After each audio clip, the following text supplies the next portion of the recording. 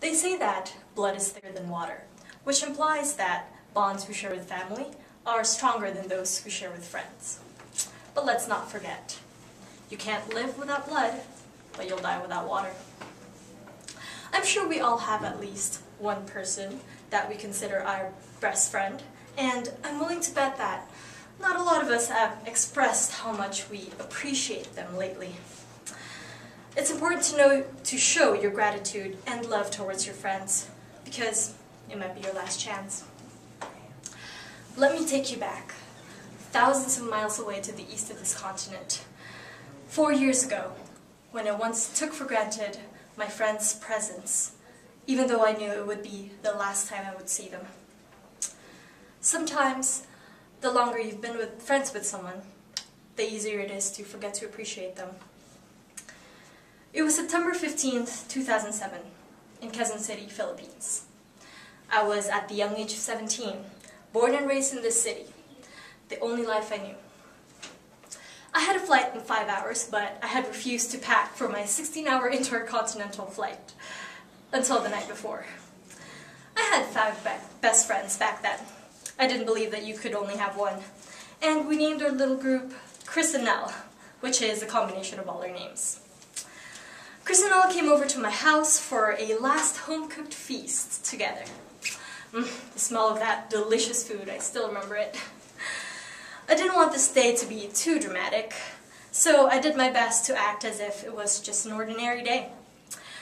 Like the good friends that they are, they helped me finish the rest of my packing because I was lazy and I just didn't want to pack. Our last ride together on the way to the airport was pleasant but controlled. For reasons I don't fully understand, I made a decision to make sure that this parting didn't become a teary, movie-worthy goodbye. I didn't tell them how much I would miss them, how much I cared, and how much I wished so badly that I didn't have to leave. We hugged and kissed and said proper goodbyes, but for the most part, I did my best not to make a big deal out of it. I promised to write emails, to send letters, to call regularly, and I did all of this just to justify the fact that I wasn't giving them their dramatic goodbye that I bet they were expecting. So it was my first time riding on a plane by myself. I looked inside my carry-on just to see what was in there, and found a scrapbook that my sneaky best friends secretly stashed in there.